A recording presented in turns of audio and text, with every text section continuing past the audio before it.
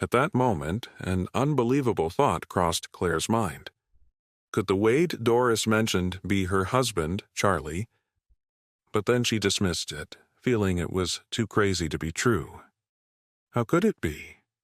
Charlie grew up in an orphanage.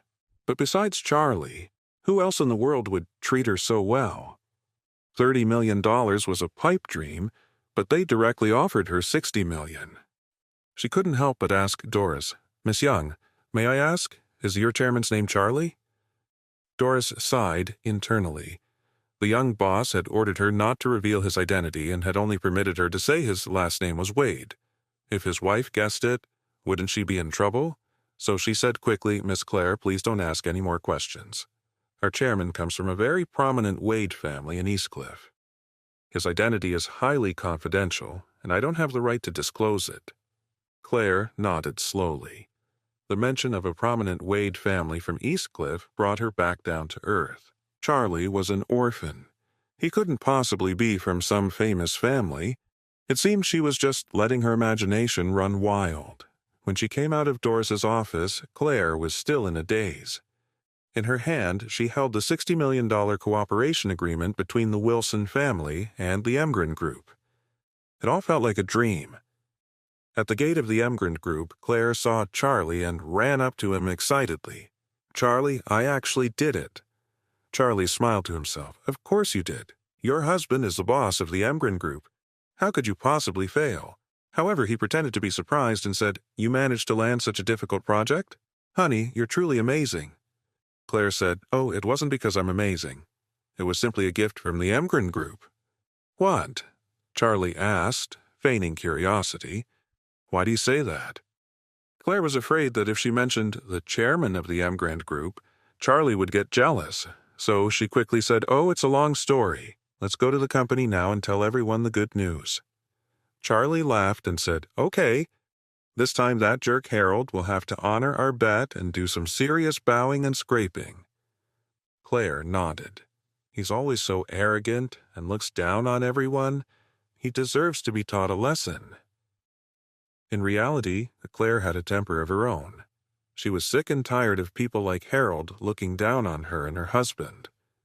Now that she had secured the deal, she was ready to put them in their place. A little over 10 minutes later, the two of them arrived at the Wilson Group.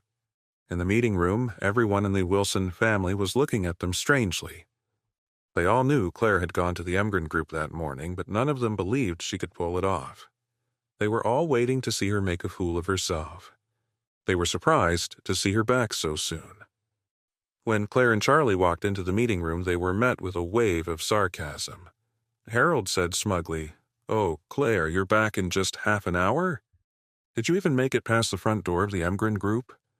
His sister Wendy also sneered, "Wow, Claire, you failed in less than an hour. You must have broken a record, right?"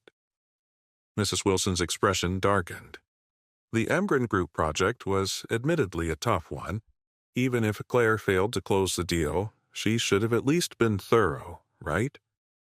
It made her furious that she would give up so quickly.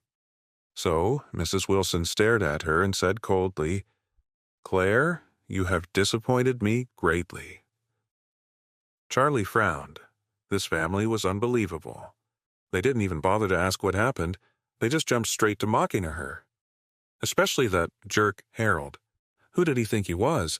He would be doing some groveling later. Claire had been so excited, but now their words felt like a bucket of cold water. Anger flared in her heart.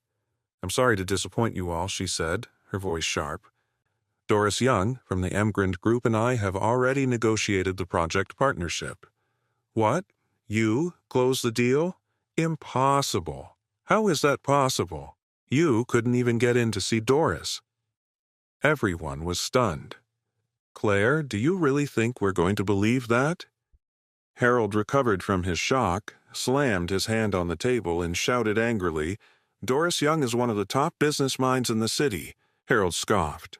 "Why would she ever meet with you? Who do you even think you are?" Ignoring their doubts and accusations, Claire simply pulled out the contract and handed it to Mrs. Wilson. "This is the project contract from the Emgren Group. Please, take a look." The contract was like a bombshell, and the atmosphere in the room instantly exploded. Harold still refused to believe it, yelling, "This has to be a fake. It's a forged contract. There's no way she could land a deal with the Emgren Group." "Exactly," Wendy chimed in, adding fuel to the fire. "How could she get a contract from the Emgren Group? This is a $30 million project. If anyone was capable of getting it, it would have been me," Claire sneered. "You're wrong, cousin. This contract isn't for $30 million. It's for $60 million. "Yeah, right," Wendy scoffed. "A $60 million contract? Aren't you embarrassed even saying that? Do you think we're idiots? If you can sign for $60 million, then I can sign for $100 million. Harold added with a scowl. "Claire, you're playing grandma and the rest of us for fools." He then turned to Mrs. Wilson. "Grandma, this is a complete betrayal. You can't let her get away with this." Mrs. Wilson gritted her teeth in anger. She already thought the $30 million figure was nonsense. Now, after just half an hour, Claire had come back claiming she'd signed for $60 million. Was she trying to make a fool of her in front of everyone? Was her position as head of the family just for show? If she couldn't get rid of this shameless girl, how could she possibly maintain her authority? Furious, Mrs. Wilson slammed her hand on the table and shouted, "Claire, go to HR and file your resignation immediately." Claire was stunned. Were these people insane? She showed them the contract. How could they still not believe her? Just then, someone in the room suddenly yelled, "Holy crap! The Emgren Group just released an official statement. The $60 million contract is real." That shout stunned everyone. Immediately, they all pulled out their phones and scrambled to check the Emgren Group's official social media. It was real. The Emgren Group's official account had just posted an update. The post announced that the $2 billion hotel project had signed its first partner. The group's vice chairman, Doris Young, and a representative from Orris Hill's Wilson family, Claire, had signed a $60 million decoration contract. Seeing the headline, everyone went crazy. Claire had actually landed the project, and the amount had doubled. It had only been a little over half an hour. How was that even possible? It made no sense. Harold was floored, and a wave of regret washed over him. Before today, Claire was nothing compared to him in terms of status or identity. If he had just accepted the task yesterday, whether he succeeded or not, he never would have given Claire this chance to steal the spotlight. But he had turned it down because he was afraid of failing. It wasn't just that he refused it. The worst part was that Claire actually did it. It was a total slap in the face. Mrs. Wilson immediately snatched up the contract, reading it carefully, and began to laugh with excitement. "Amazing. Just amazing. Claire, you've done a wonderful thing for this family." After a moment, she asked, "How did you do it?" Claire replied, "It's all thanks to Miss Doris. She's very optimistic about our Wilson family." In truth, Claire wanted to tell them what really happened, but she didn't know who the chairman of the Emgren Group was, and she figured no one would believe her anyway, so she dropped the idea. Hearing this, Harold felt even sicker to his stomach. He wished the ground would just swallow him whole. So that's why she got the contract. Doris Young actually thinks highly of the Wilson family. That means anyone could have gone. He'd really missed out. Just then, Charlie spoke up. "Harold, do you remember our little bet?" Harold's face twisted up like he'd just eaten something rotten. Of course, he remembered the bet. If he lost, he'd have to get down on his knees and do some serious scraping in front of everyone. Claire had the contract, which meant he'd lost. No way. How could he get down on his knees for this piece of trash? Not a chance, so he gritted his teeth and shot back, "Charlie, who do you think you are? You're just a freeloader who lives in our house and eats our scraps. You really expect me to get on my knees for you?" Charlie replied calmly, "I am just a good-for-nothing, but we made an oath yesterday. If anyone backs out, may their father, mother, and grandparents all drop dead." Charlie deliberately put a heavy emphasis on the words "grandparents all drop dead." Just as he intended, Mrs. Wilson's face instantly turned stone cold. She glared at Harold and asked in a chilling voice, "What was that?" "Are you wishing death on me?" Harold panicked. "Grandma, don't let Charlie trick you. he blurted out. "He's just trying to humiliate me and you."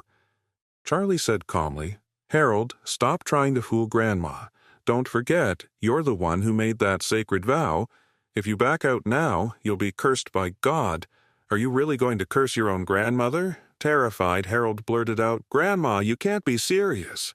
Mrs. Wilson's face was like ice. "You know I am a devout Christian. You swore an oath before God. How dare you break your promise, Grandma?" Harold pleaded, truly panicking now. He could see that she was furious. Mrs. Wilson saw that Harold was willing to break an oath tied to her very life and death, all just to protect his own pride. Super dumb. She slammed her hand on the table and shouted angrily, "Are you determined to go back on your word? Grandma, Harold froze, his mind racing. If he honored the bet and did his bowing and scraping to Charlie, he'd lose face completely. But if he broke his promise and angered his grandmother, he would lose everything he had in the Wilson family. Thinking of this, even though every fiber of his being was against it, he could only grit his teeth and say, "Okay, I'm willing to do it." Charlie looked at him with a smirk, saying nothing. He just waited for Harold to get on his knees. Harold felt like his legs were filled with lead as he slowly, painstakingly made his way over to Charlie. He was shaking with rage, his teeth clenched, but his legs gave out and he knelt on the ground with a thud. The others in the room quietly pulled out their phones. Harold lowered his head and said in a trembling voice, "I was wrong." After he finished, he bent forward and touched his head to the floor. Charlie said, "What was that? I didn't hear you. Speak up." Swallowing his humiliation, Harold bowed his head again. "I was wrong," Charlie sneered. "Oh, so you were wrong. What exactly were you wrong about?" The desire to kill Charlie was overwhelming, but he still had one more bow to make, so he just gritted his teeth and said, "I was wrong," to doubt Claire's ability. After speaking, he bowed his head to the ground one last time. Charlie felt incredibly satisfied. He couldn't stand Harold, and he seized the opportunity to make him kneel and bow. It felt amazing. Claire watched all of this in astonishment, feeling as if her husband had suddenly become a completely different person. She couldn't quite put her finger on what it was, not right away. But thinking back to the bet her husband made with Harold yesterday, it seemed like he knew all along that he was going to win. Where did he get that kind of confidence?